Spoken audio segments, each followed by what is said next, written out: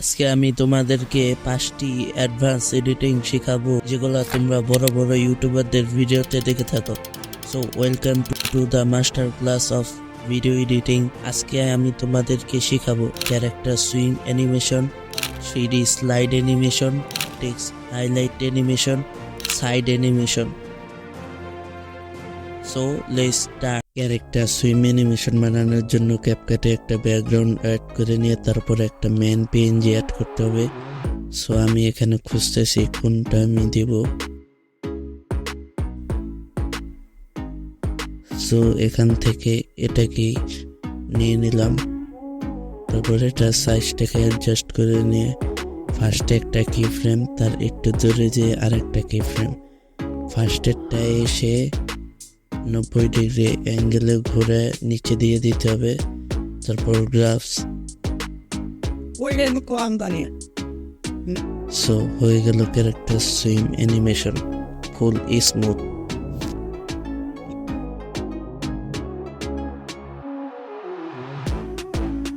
Three D slide animation করার জন্য যে কোনো 3টি বা যে কোনো থাম্বনেল 3টি অ্যাড করে নেবেন।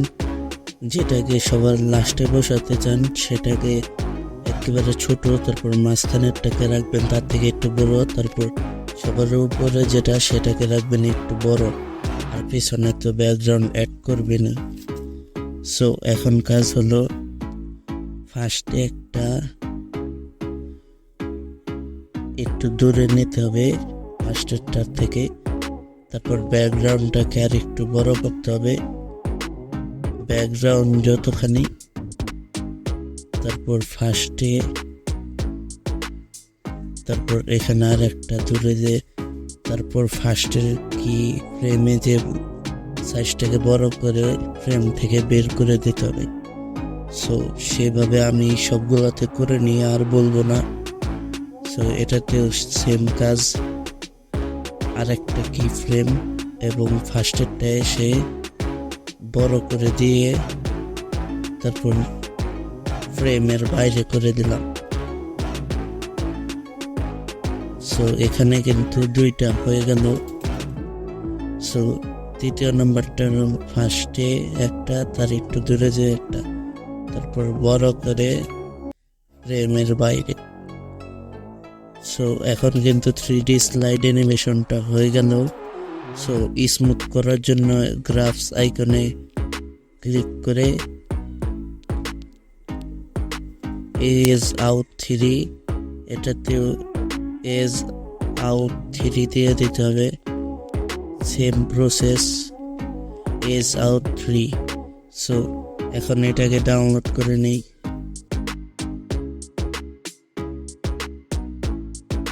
কাইনমাস্টারে আসার পর একটা ব্যাকগ্রাউন্ড, গ্রিড ব্যাকগ্রাউন্ড অ্যাড করে নেবেন। তারপর যে টেক্সটটাকে হাইলাইট করতে চান সেটাকে সিলেক্ট করে দেবেন। তারপর লেয়ার অপশনে যাবেন, হ্যান্ড রাইটিংয়ে যাওয়ার পর এই স্কোয়ার শেপটাকে সিলেক্ট করে দিবেন, তারপর গ্রিন কালার করে দিবেন, আর কি আপনাদের যেটা মন চায় সেটা করে দিবেন। সো আমি এই জায়গাতে গ্রিন কালারটা সিলেক্ট করি। সো আমি এই জায়গায় লাল কালারটাকে রেখে দিই। তারপর ইন অ্যানিমেশন ড্র ইন অর্ডারও রাখতে পারেন, বা স্লাইড রাইট, বা এই যে ওয়াইপ লেফট, ওয়াইপ রাইট রাখলে সুন্দর দেখা যাবে। সো ব্লেন্ডিংয়ে যে মাল্টিপ্লে করে দিবেন, তাহলে কিন্তু হয়ে গেল এই যে। সো ডাউনলোড করে নিই।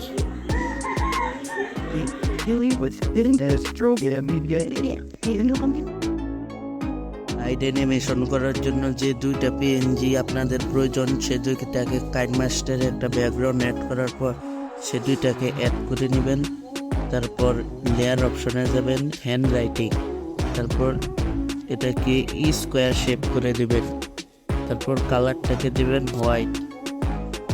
সো এতখানি করে দিবেন। তারপর একটু চাইলে আপনারা বাঁকা করে দিতে পারেন। সো এখন এটাকে ডুপ্লিকেট করে নিয়ে তারপর এখানে, তারপর সেন ব্যাকওয়ার্ড, এটাকেও সেন ব্যাকওয়ার্ড সো এরকমভাবে কিন্তু করে নেবেন। আমার এই জায়গায় কিন্তু হলো না, কিন্তু হয়ে যাবে।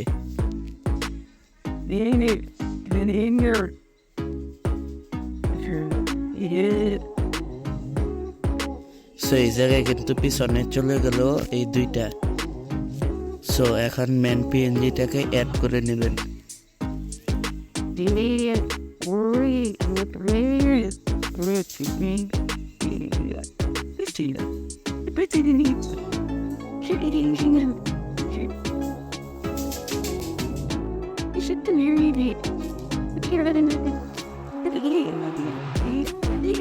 সো আমি এই মেন পিএনজিটাকে অ্যাড করে নিলাম। সো এখন এই যে হ্যান্ড রাইটিং দুইটাতে ইন অ্যানিমেশন ওয়াইপ রাইট টাতেও ওয়াইপ লেফট রাইট করে দেবেন। তারপর এখান থেকে ভিডিওটাকে এক্সপোর্ট করে নিয়ে যাবেন। ক্যাপকাটে এখন ভিডিওটাকে ওপেন করবেন।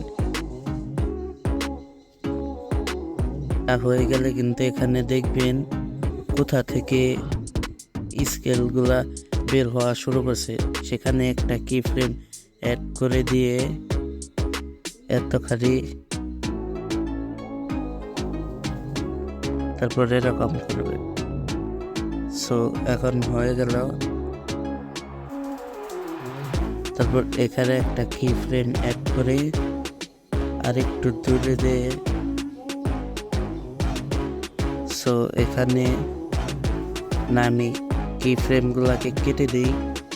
সো এখন কিন্তু হয়ে গেল। তারপর এই জায়গায় এসে